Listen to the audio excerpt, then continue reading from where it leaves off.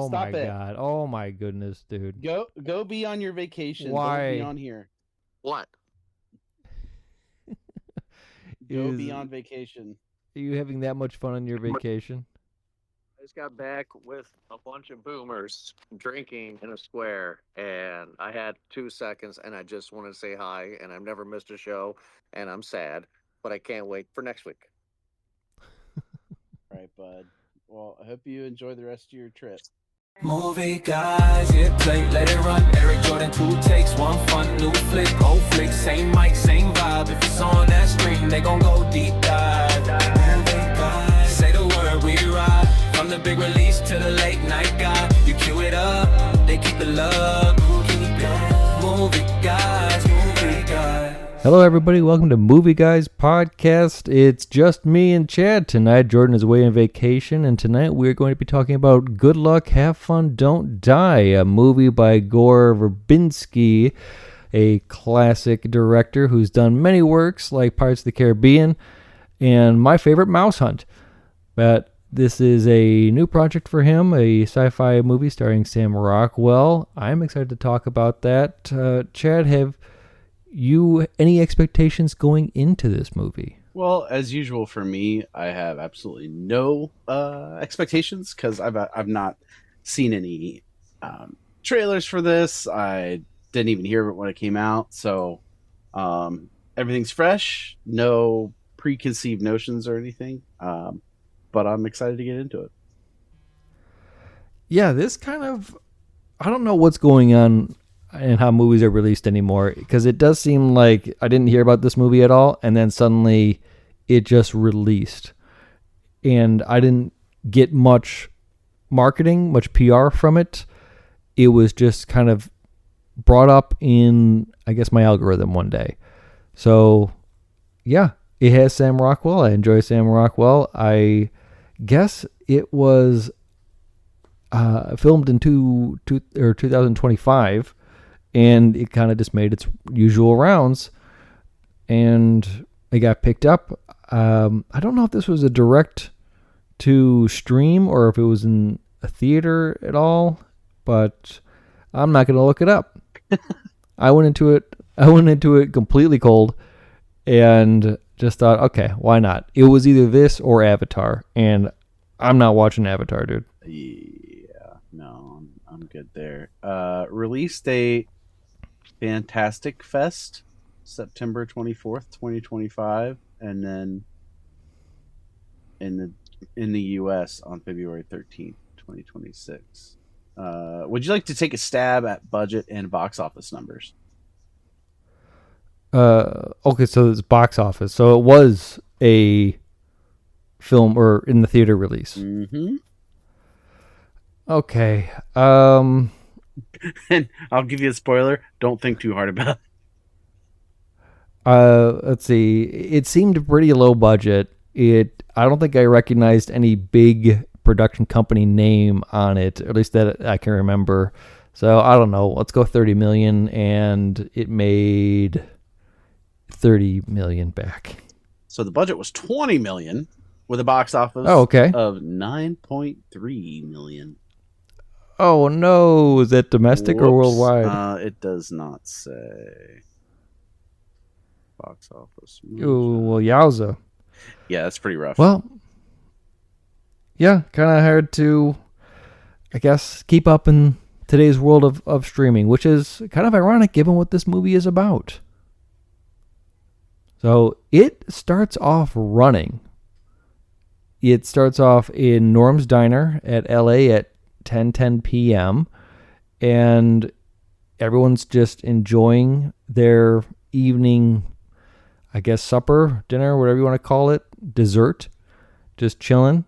And suddenly Sam Rockwell walks in, just crazy man ranting, saying, this isn't the future. I'm gonna, oh, what does he say? Something like, yeah, something like that, I guess, right? Yeah. You're all gonna die, and if we gotta execute the plan tonight, right now, kind of a thing. And everyone's just like, this guy's crazy. But he keeps on going. What does he say? Oh, I'm from the future and this all goes horribly wrong. Yes. Something, right? Yes, exactly. Yeah. Yeah. And he is just rambling off almost like a scripted thing that he's prepared, saying, all right, I know who you are and we don't need you. I need to get a few people together, a group together, so we can go and we can beat the bad guys and save the world. And everyone, of course, looks at him like he's crazy. It also opens with everyone not only at the diner, but they're all on their phone. They're all doing something separately on their phones, which is what this movie is about. That's the commentary. It's a phone addiction, right? That we're all glued to our phones. Yeah, and I mean, it's not just phones. I picked up on what I felt like was a whole bunch of narratives throughout this flick, meta narratives, if you will. I guess the tying real world situations into a movie that's about reality and AI and what's good and what's bad. And yeah, the phone thing, obviously, that's pretty easy to resonate with. I think there is a benefit to watching this a few days before the show versus where you were just kind of straight off of the player and onto the show. I had a few days to think about this and to go onto the forums and pick up some conversation of what's going back and forth on this, because there is more than meets the eye. There are a lot of theories about this. I know that as experienced of a director as Gore Verbinski is, it not often is it so plainly laid out, that he likes to kind of keep it mysteriously vague. He likes to have some sort of layer to it. So I'm not trying to compliment the first three parts of the Caribbean movie by the way, but his other movies like Rango or like A Cure for Wellness would be kind of something like that too. Mm-hmm. Yeah. So yeah, I think this was kind of a fun movie. It's not often that there's a sci-fi movie that is not based off of another media, another book or a TV show or something else, where it's just a one-of-a-kind kind of movie. I guess I recently did a rewatch of Stargate, and like that reminded me of that, where it's just like, not often is there a movie that comes out, a sci-fi movie, where it's just like, oh no, this is the original material. Boom, here it is. I'm not comparing this movie to Stargate, by the way. Well, I mean, think about it. Like all those are easy to translate from book to movie because you've got a fan base and there's already people there that's willing to go see it. Oh, they made a movie out of such and such series. Like everybody lost their ever-loving minds when they were like, hey, we're going to adapt Lord of the Rings for the theater. And how about Ready Player One? That's a good one to put that. Oh, So gosh, that's such a good movie. So there's your book that's turned into a movie, and that's very much based in a virtual reality world, which is this movie. Yeah. So, yeah. Sam Rockwell walks into this diner, and he is just going off. He is a nameless man from the future. So I like that. That's literally his credit, also in the cast list. Man from the future. Yeah, that's I enjoyed that. It's like he's just this guy, and he's not only trying to convince the people in the diner, he's trying to convince the audience, the viewer as well too, that he is who he says he is, right? Because he could be some crazy dude off the street who just has this thing, but he does a pretty good job by calling people out by their names, giving a little bit of backstory of who they are, kind of these little things where if I was in that diner, I would ask myself, wait, how did you know that? First off, how did you know my name? Right? And then maybe like just a little fact about me, like that's kind of strange. It'd be enough to convince me, like, all right, man, maybe this guy is who he says he is. Yeah. If I were sitting in a diner, I'm like, I would be trying to trip him up. Like, all right, you know so much about me. Let me ask you some other questions. I would not be the passenger to his conquests of the day, I would be sitting there going, "All right, actually, let me ask you about something else," and he'd probably just shoot me, tell me to shut up, leave me behind, whatever. I would not probably Yeah. get invited on this journey. He says that this is his 117th attempt, and he is to try to pick the right combination of people to help him save the world.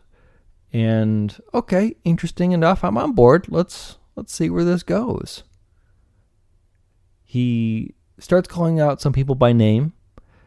Everyone seemed to be pretty reluctant to join him, and after a while, he just says, "Fine, you, join me." And it was the actress Juno Temple Susan, who was the first one to raise her hand and say, "I'll go." And he seemed kind of surprised by that. And she comes in. He gets a few more people to come in.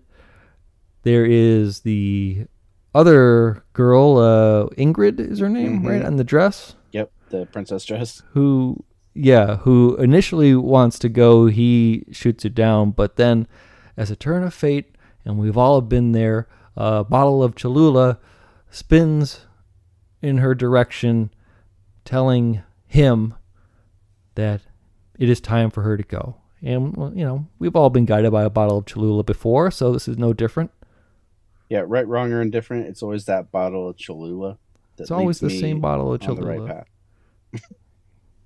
Yep, that's why it's the favorite. I'll take that over a Frank's Red Hot all day. Oh, okay. More of a sriracha man myself, but you know what? I'm not going to complain. Hey, if I'm going to a diner and they have a sriracha, I'll take it. Not often will they, but it's usually going to be one of the two. But that's a conversation for a different time there. The interesting part about this movie is as we keep on going with the main storyline, where Man from the Future and his now new group of people, his team, are in this diner, and whoever calls Doris, I don't know what her name is, the server employee, calls the police, and the police are showing up in force, like 20 cars deep, and they got the guns ready. They're not asking questions.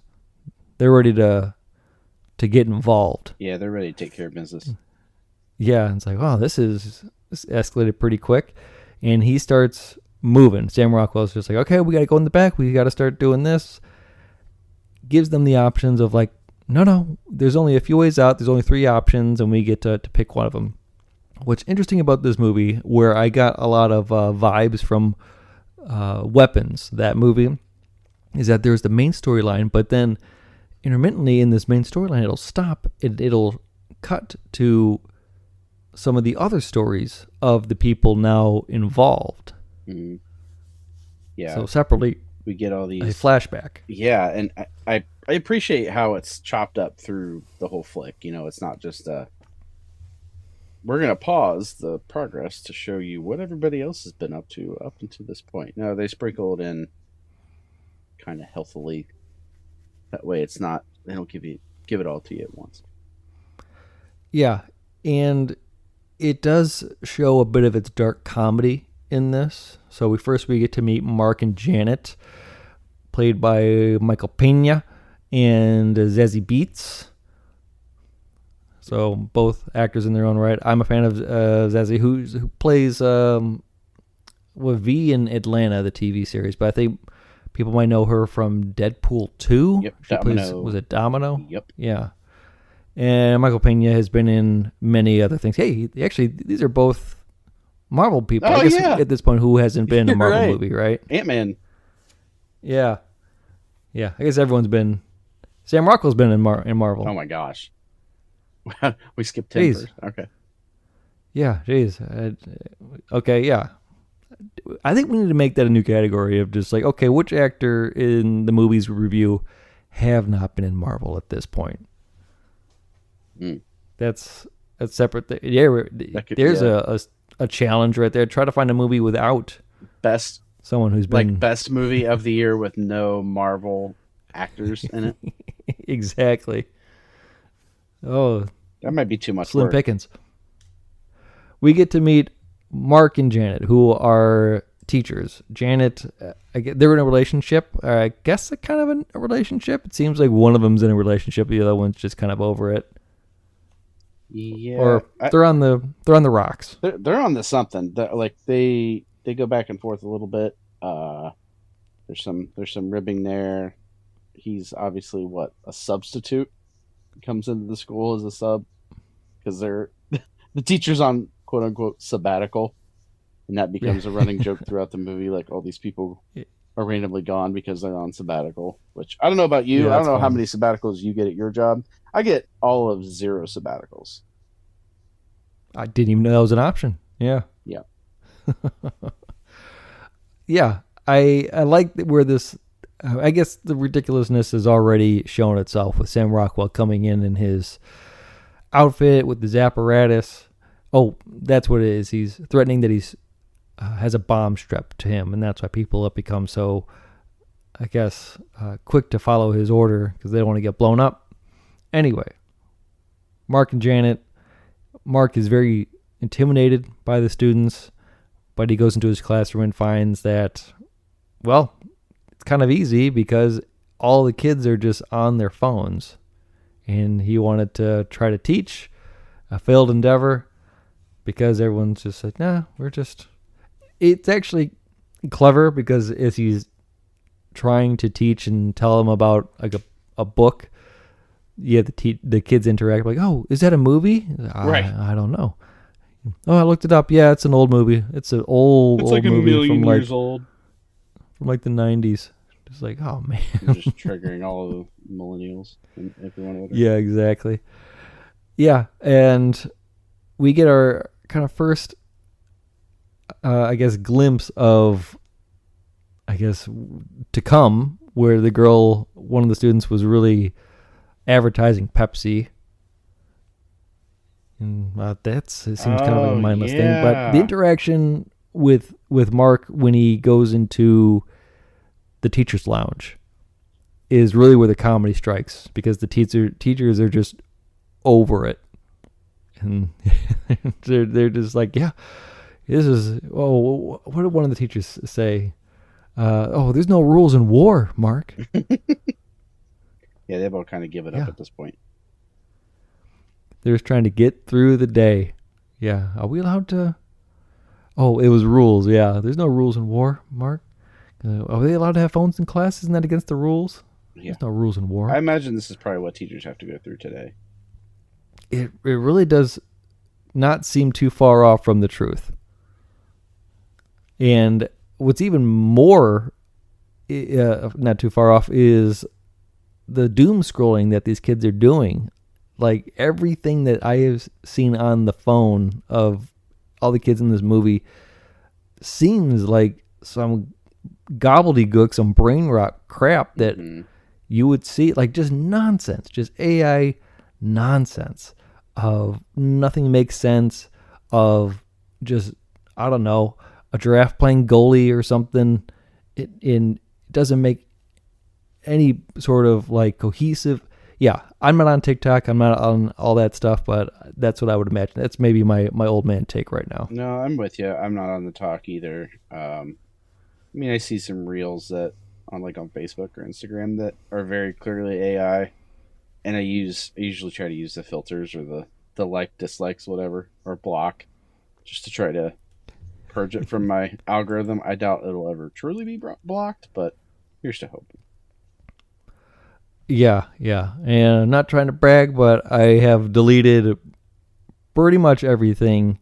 I still browse Reddit from time to time, but that's about it. Yeah. I have Instagram on my computer, took it off my phone, and so maybe at night I'll check it. It's all sports. That's or at right. least it was until my wife started sending me baby stuff.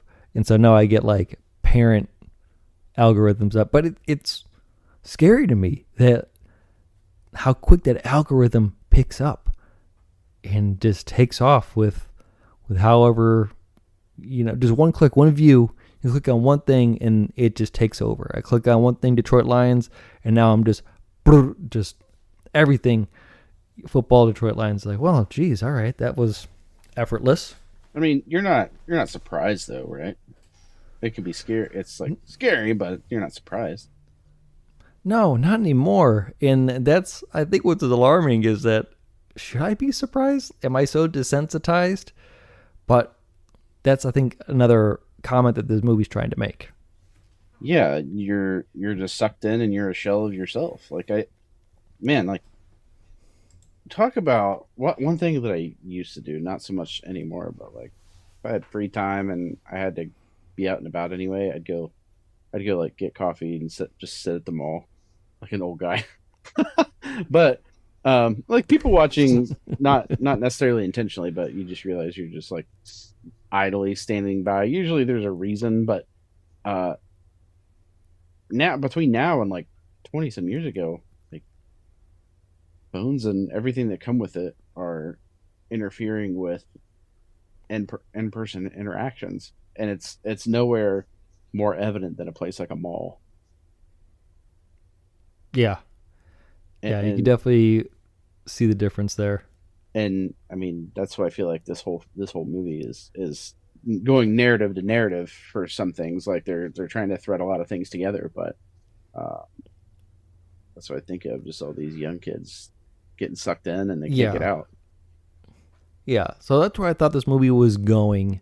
And before I could even get a chance to think about the curiosities of this movie, it switches tone pretty quick when Mark himself seems to be sucked in to the draw of the phone when he's looking over one of the students' shoulders, and as they are drooling over a phone, and he just can't help himself, and he goes and he touches the screen of the phone, and in doing so, not just that phone but all of the phones seem to pause or reset, I guess, and suddenly these students are now zombies, and they are all coming at him, and he's freaking out, man. Yeah, we see the hive mind in action. They all just kind of turn slowly, like they're zombies. It's almost like it turns into The Walking Dead, but they're not dead. They're just mindless. I liked his reaction where he's like, I don't know what I did. I don't know.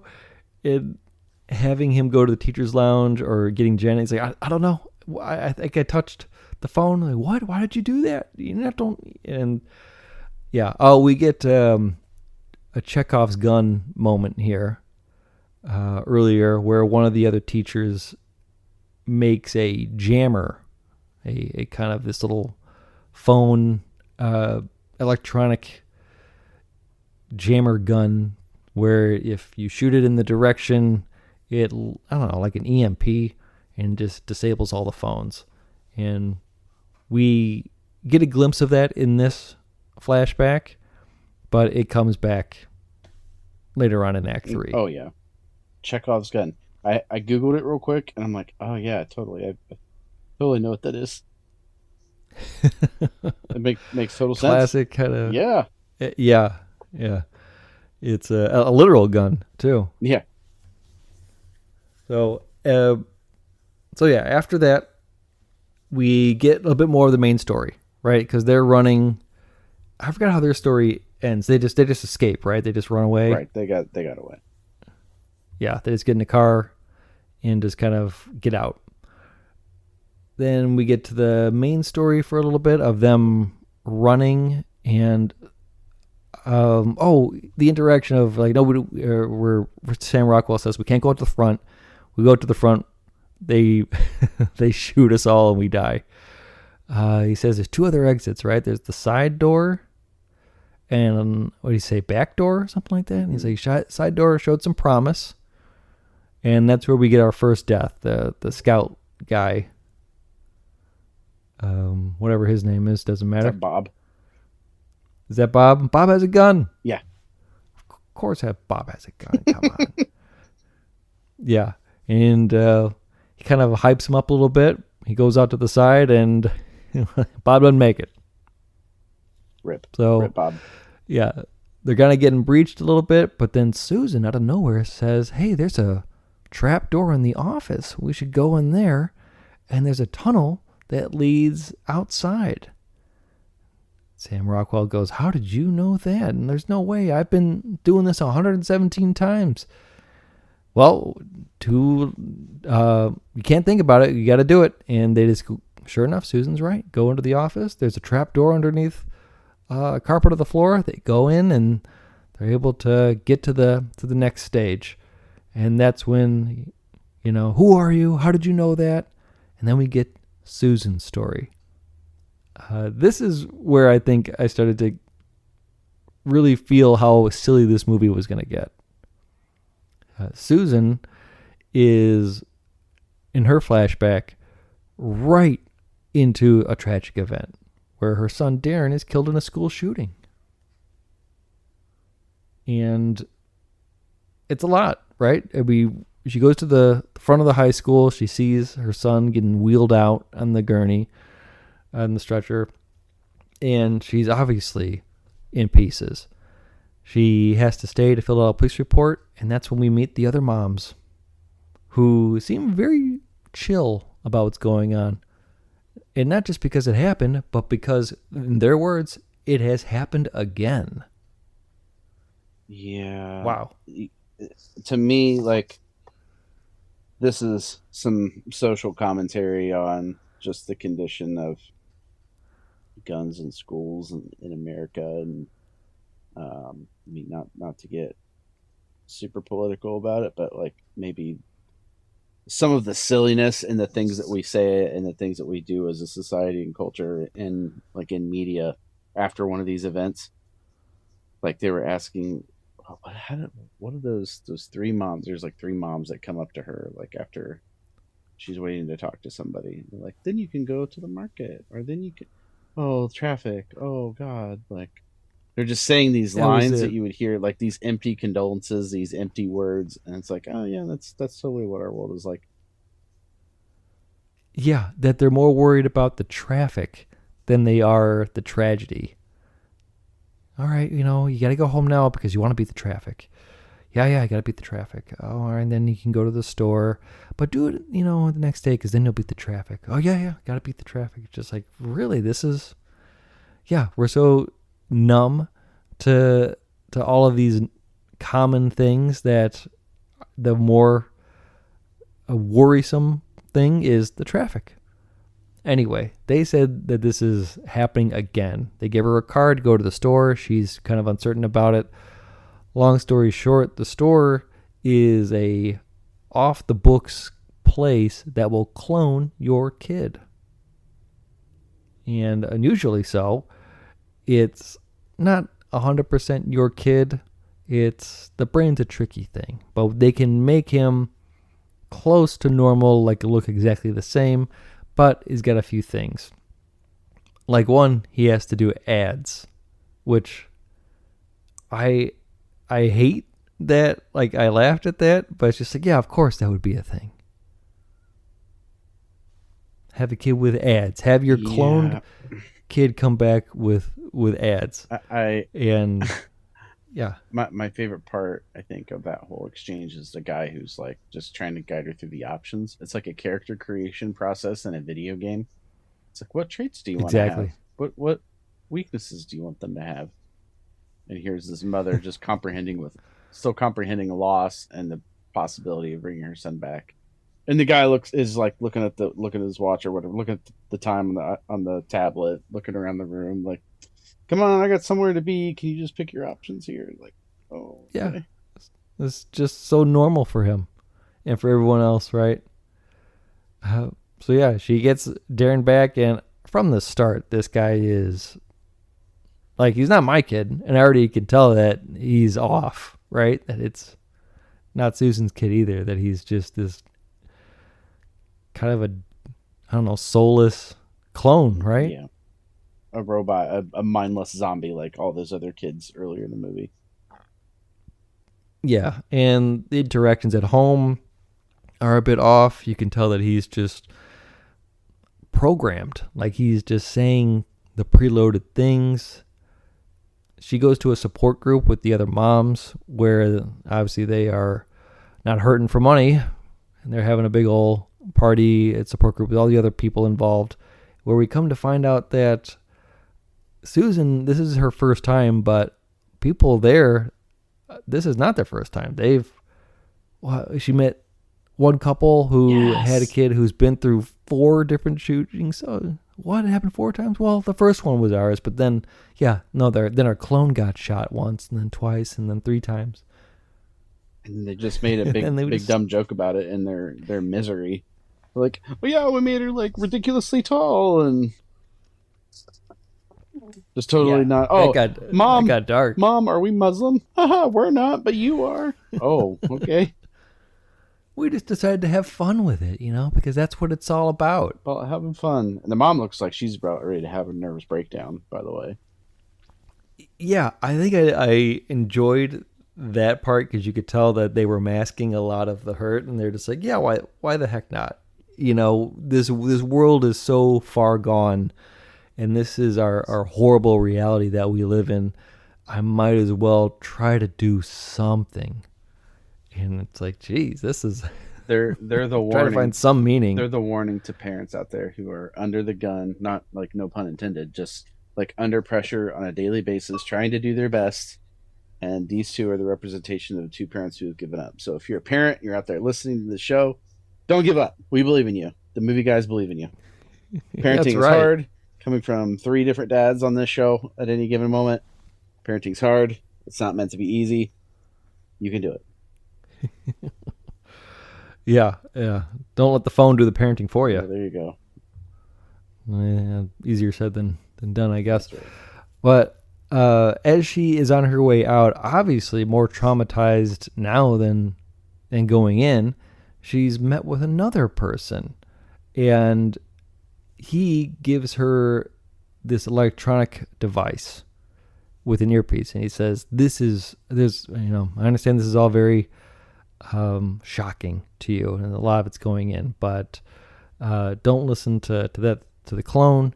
Here's this electronic device with this earpiece, and you can talk to your son, and it will be your son. This one, we're improving on it, but you could tell that she's obviously just kind of looking for something that she gives it a try. And I got another laugh out of this because she goes home to try it. She, puts the earpiece in and kind of loads up or whatever, and she starts talking to her son, and as she's having a conversation with the virtual son, like, the clone son comes in and starts doing some preloaded stuff, right? Mom, I need some pizza or something. Yeah, and she like kicks him out. Go away. Would you like a super pink drink with all the natural preservatives? Oh yeah, that's right. Yeah, thank you for your service. I like that too. So yeah, we gotta get that weird trauma, and then we come back to reality, right? I guess we can call it that, I guess. Yeah. Where the team has now made it to the next step. They're outside, and it seems now that the gloves are off. Like, the world is just now kind of coming for them. Everyone knows about it. The police are looking for them, and now we got some bad guys in pig masks that are looking for them too. This is where it gets kind of strange for me, because I started asking these questions. Well, why? Why did all those cops show up? Why are these people in the pig masks looking for them? I'm starting to ask some questions, and really don't know if I'm ever going to get an answer or not. So, what are you feeling at this point in the movie? I don't know what the pig mask people are about, but I think it's a reference to a bigger arc that we don't get a conclusion to until the very end of the movie. Because you actually see the pig mask in another form. Yeah. Later. Yeah. So that's moving, and then I think we get is it the last flashback of Ingrid? It's Ingrid's turn, yes. Yeah. And it really seems like, she's the last one, and then I think the movie just continues because everyone else dies or is insignificant. Right. Yeah. Which, again, Sam Rockwell says, he's like, hey, you're all not going to make it. You guys are expendable. Like, Doesn't matter. The only thing that matters is, he also relays the mission at this point too, right? He says that, because obviously the team is like, okay, you got to tell us what's going on. Okay, I'm from the future. In the future, AI completely takes over. And I know you guys have been noticing it. It's all whack.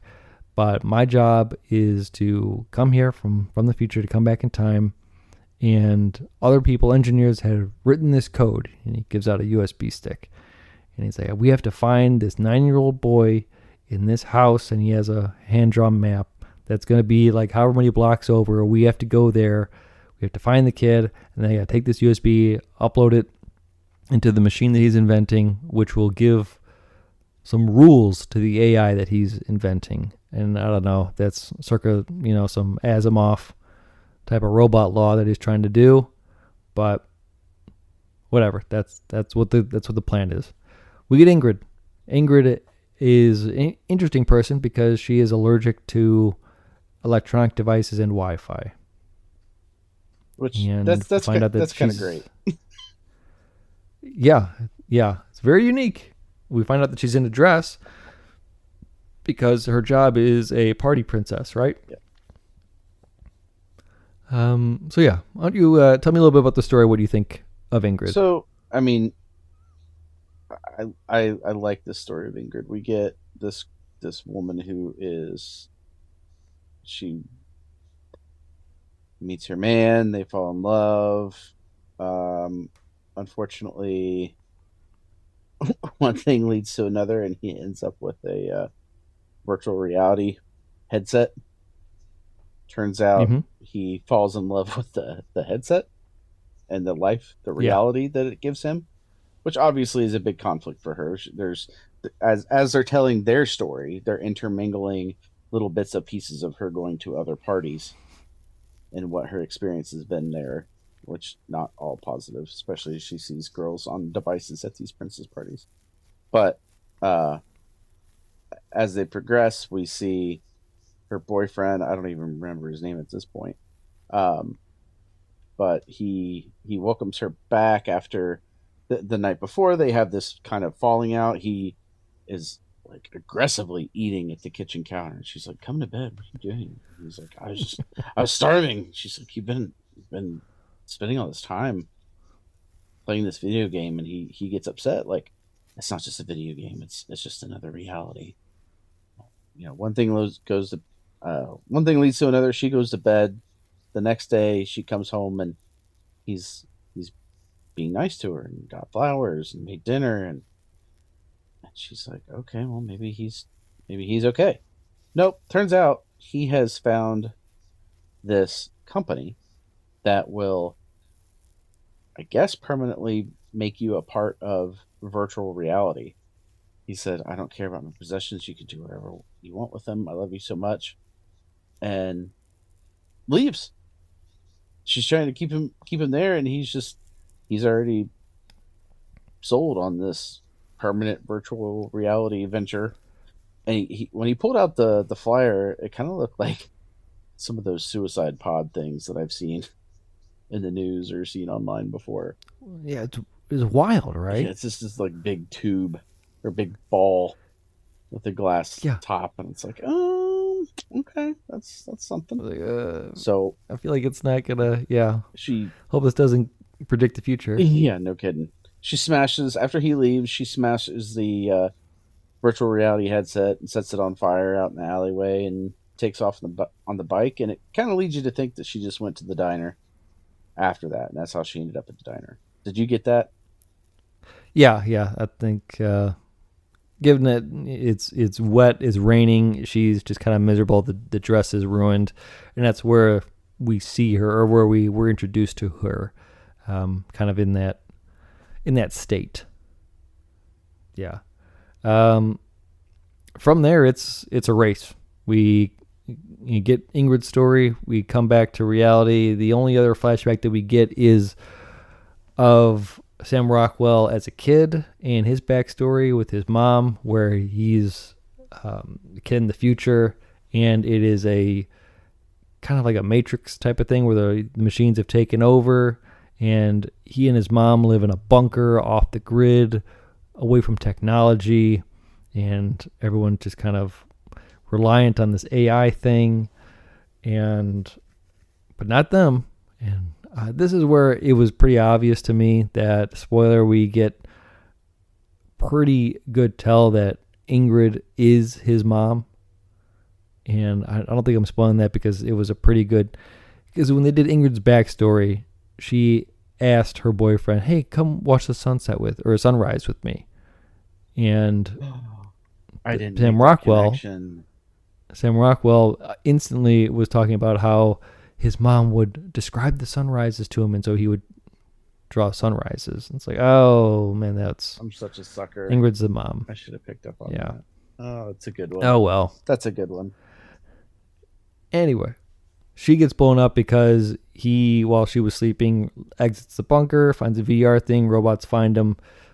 Bunker blows up. He dedicates his life to fighting the robots, as you were. And I want to speed to the end so we can kind of talk about theory here, because I have a few theories. But Sam Rockwell, and the rest of the team are making their way downtown, and make the joke if you want there. And a few people make it. I'm sorry, one person doesn't make it. The lady, she gets shot up pretty good. The cook, I think he ends up dying. Yeah. So it was like him, and then the flashback people are all the ones that make it, right? Mm-hmm. Anyway, they get to a house, and Sam Rockwell keeps on saying, like, all right, well, I don't know what's going to happen, because every time we go into this house, something different happens. And this is as far as we've ever gotten before. It goes to the house. They obviously confront the zombies, a giant cat giraffe thing. It's like comes in. It's like a cat centaur. A centaur cat. Yeah. Oh yeah. A centaur of cats. Oh, and a weird amalgamation of just cats and hooves and the centaur. Yeah. Just whatever it was. Anyway, they get to the house. They find that the kid in the basement, he's like this, I don't know, Matrix kind of looking kid. He's just bald, sitting on a pile of cables and just in the AI. And they try to break the cycle. He tries to get the USB. He's with Susan. And we find out that Susan knows everything, because the entire time she's had the earpiece in, and Darren, the AI Darren, has been telling her where to go. I want to question about that later, because I don't know who that is actually. Right. Yeah, it's like, all right, because they never answer that question. They don't. Like a few other things in this movie, they don't answer. They just kind of leave open, and I don't know if that's intentional or not, but I want to go back to it. Either way, they go down. They had the standoff, the final fight, and Sam Rockwell has the thing that he's supposed to upload, but he can't do it because obviously the retaliation from the AI won't let you do it. But Ingrid comes out, even though she's allergic, and she kind of saves the day, I guess, at the end. Or does she? Right. That's when they have the flashback as she's plugging the hard drive device into that cable that's supposed to install all the safety protocols for the AI. They freeze frame. Yeah, exactly. And travel to man from the future's past and tell his bit. Mm-hmm. Yeah. What is it? After that, they think that they saved the day, but Sam Rockwell says, like, no, something's weird, and he goes back in time and does it all over again, because he thinks that something is off.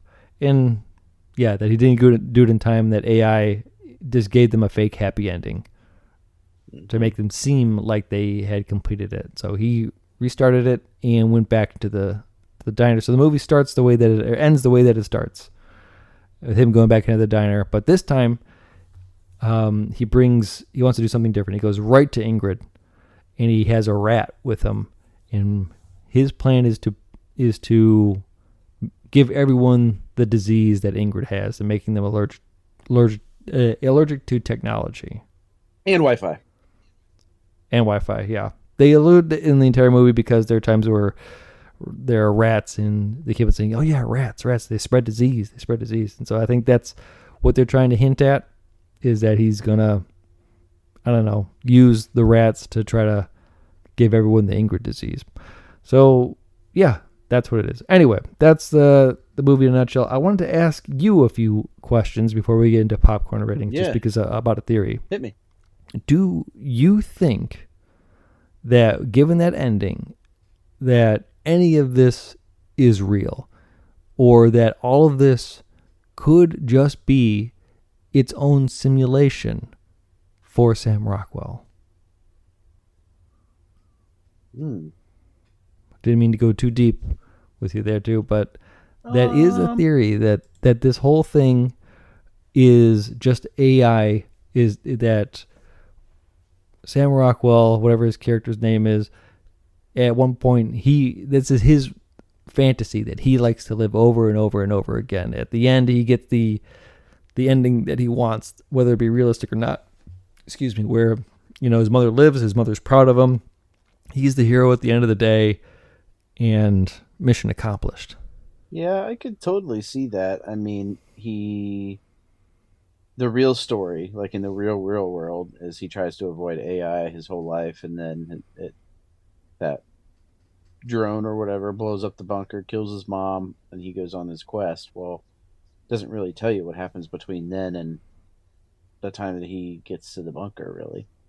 So theoretically, he could have inserted himself into some kind of reality where it's just a loop of him trying to undo the AI reality that everybody else is suffering from.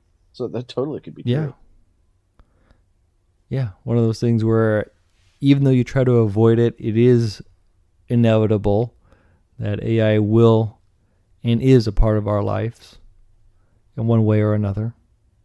Yeah, and I appreciate the kind of the fake ending there, like, oh hey, everything's fine, and then it's like, wait a minute, Sam Rockwell travels back to the past again, and then Ingrid's sitting there going, wait, it didn't happen.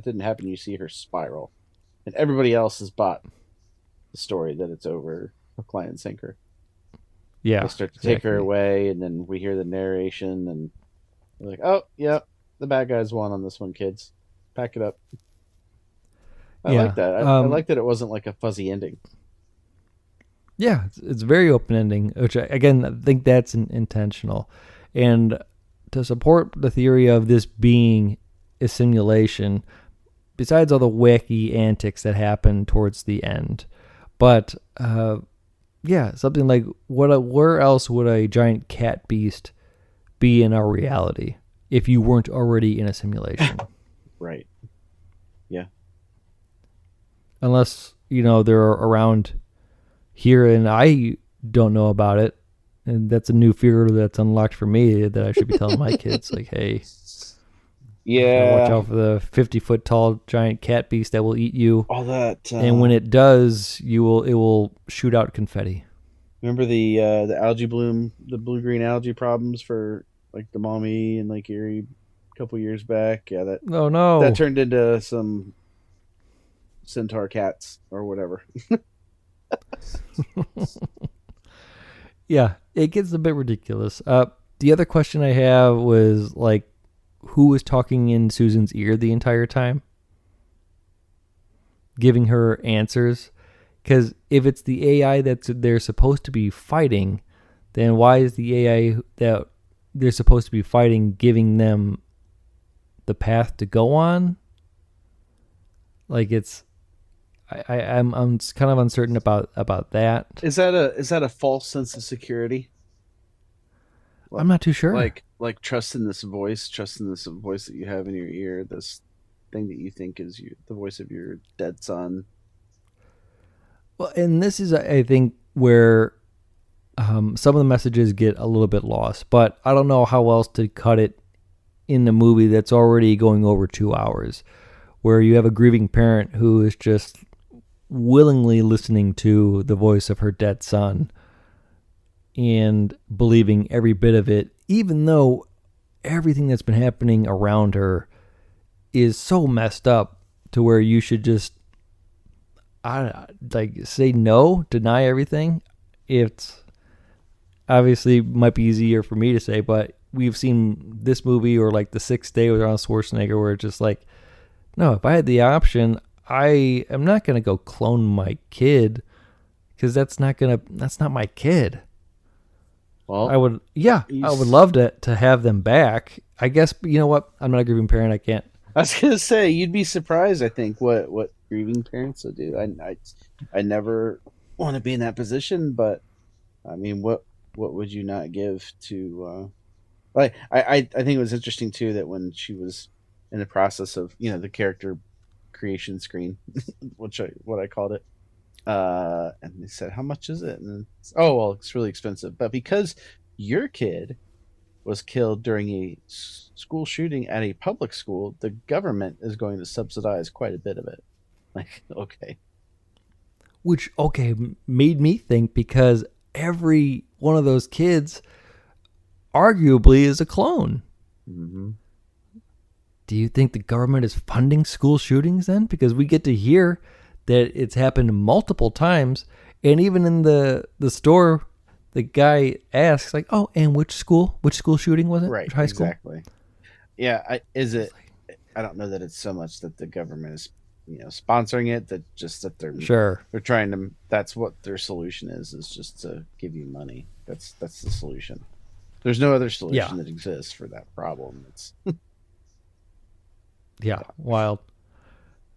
Um, yeah. So, is this a commentary on, I I guess the AI taking over our lives? Is this a commentary on us being desensitized?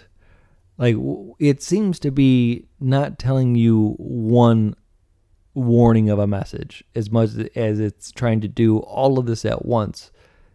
Did it come off clear to you? Is it getting kind of murky towards the end there? And it is a little bit, but I think that's the point because that's the world we live in. It's all murky. It's all intermingled, and you don't know how to unweave the web of garbage that we have to deal with between AI and technology and school shootings of all other things like sure, how these entities have control of you with your knowledge, without your knowledge.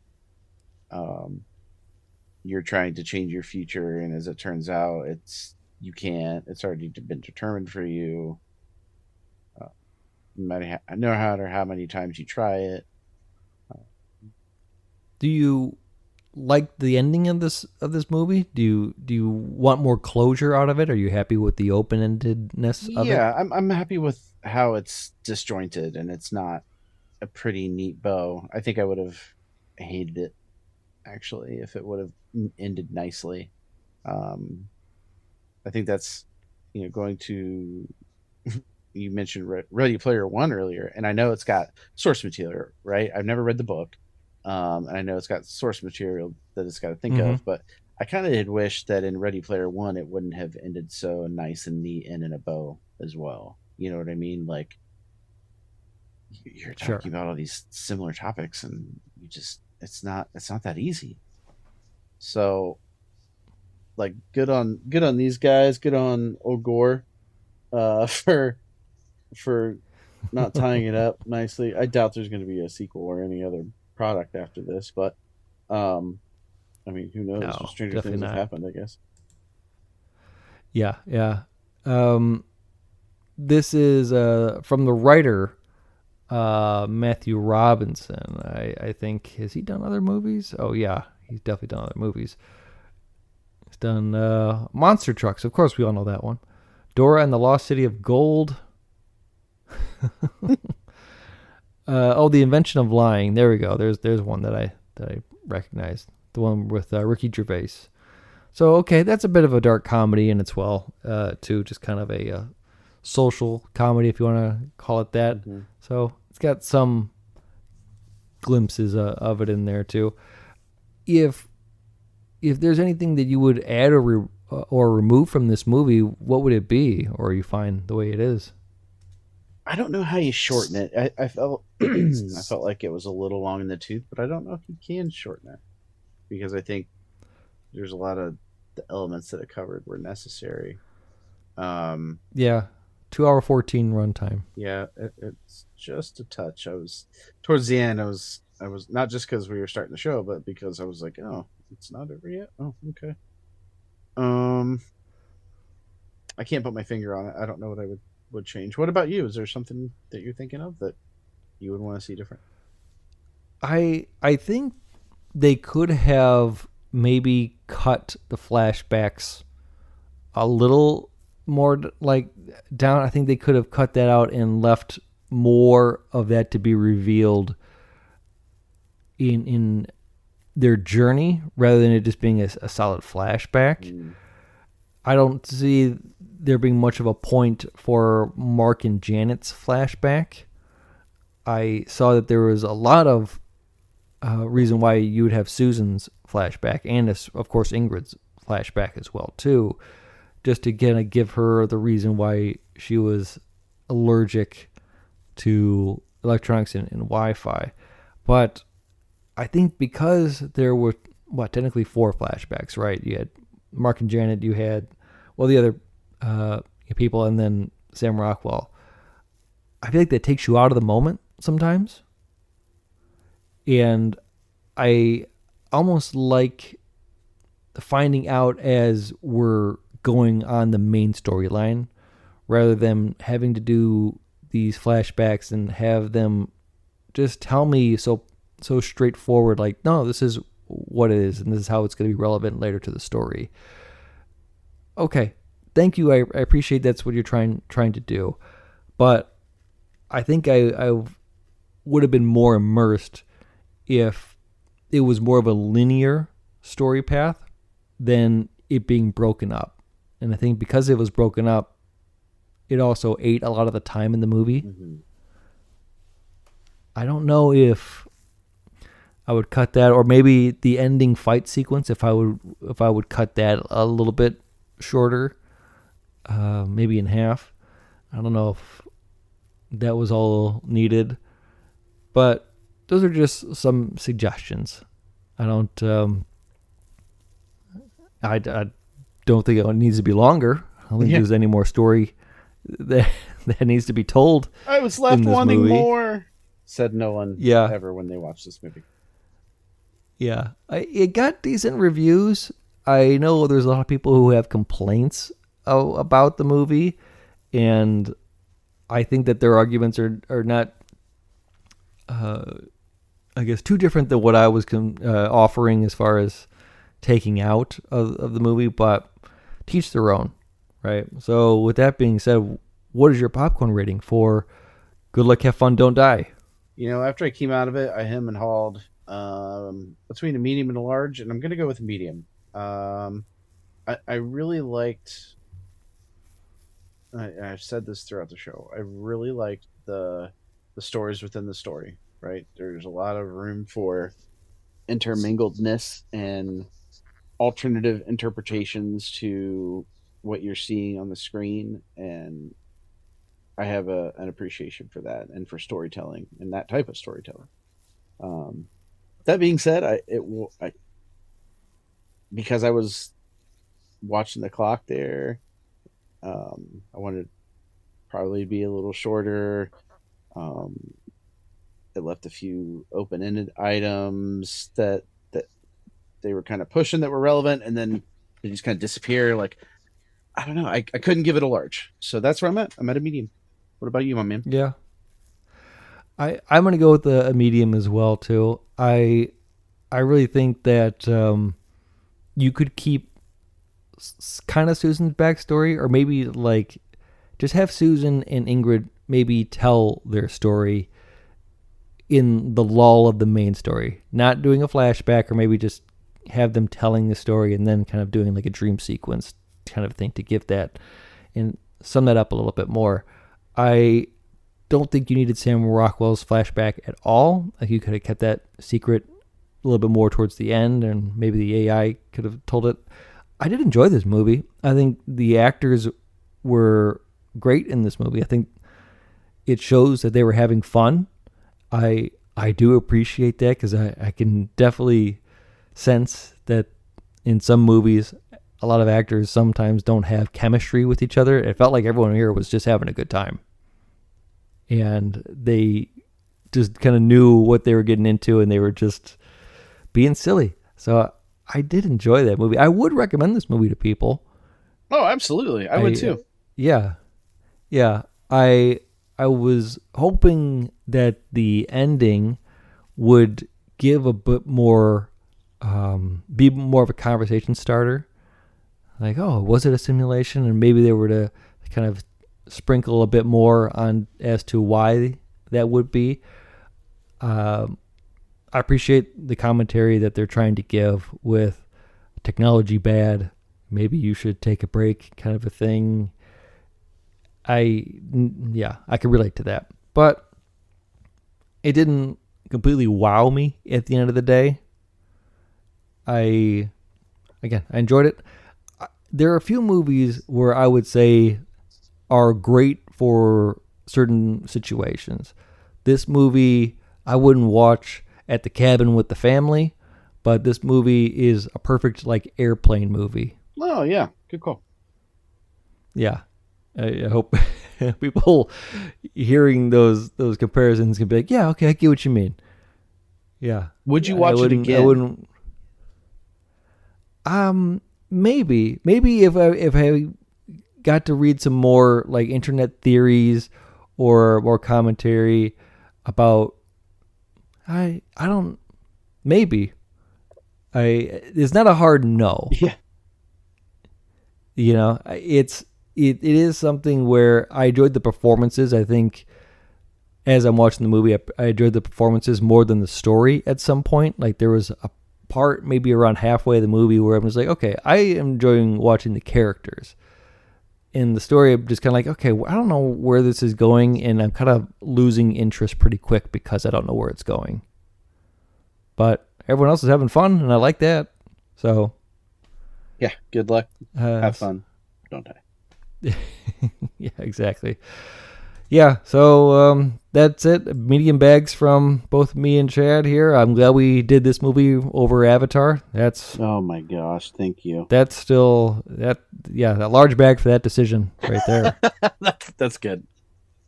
Yeah, exactly. So I don't know how Jordan sends this off. So watch us or listen to us on all the platforms and whatever. You know what it is. Chad, thanks for joining me. Have a good night. Movie guys, hit play, let it run. Eric Jordan, 2 takes, 1 fun, new flick, old flick, same mic, same vibe. If it's on that screen, they gon' go deep dive. Movie guys, say the word, we ride. From the big release to the late night guy, you cue it up, they keep it love. Movie guys, movie guys. Poor bastard. Dude, he just can't. He can't not. He's got FOMO. I don't know if you've ever noticed that. Yeah, he's been giving me little updates about what's going on, and it's like, all right, man, you got to make the best of it. That's kind of what it is. I understand that he's got I don't know, some parts of a traveler's regret, if you want to call it that, but it's just like you gotta muscle down there, bud. And It's a family vacation. It is what it is. yeah, They're never perfect. yeah, exactly. It's always gonna be, but kind of didn't know what else to. I find it funny that the movie guy didn't get the 2-day pass and go to Hollywood Studios, go to the old MGM. It's like, dude, that's Hollywood Studios is fantastic. That's where the movies are. It's like that's the best one. Yeah. Yeah. So it's like poor guy. So pre-show chit chat. What are you giving this? What do you mean? What popcorn size are you giving this movie? Oh, geez. I guess a medium. Like, I'm interested to talk about it because like it was I went to it cold, and we'll talk about it a little bit more, but I'll save it for the show. But it was a longer movie than I wanted it to be. So, what about you? I might give it a large. Oh, really? I'm excited to hear because I feel like there's a lot of more conversation that can go into it, but I have a few questions about it, and maybe they can be answered. Yeah, I'm between a medium and a large for sure. It has been a while since I've seen a good sci-fi movie, so um, like something kind of fresh. It well, you know what? I'll save my rant for the show. You ready to do the show? Cool. Yeah. Are we doing a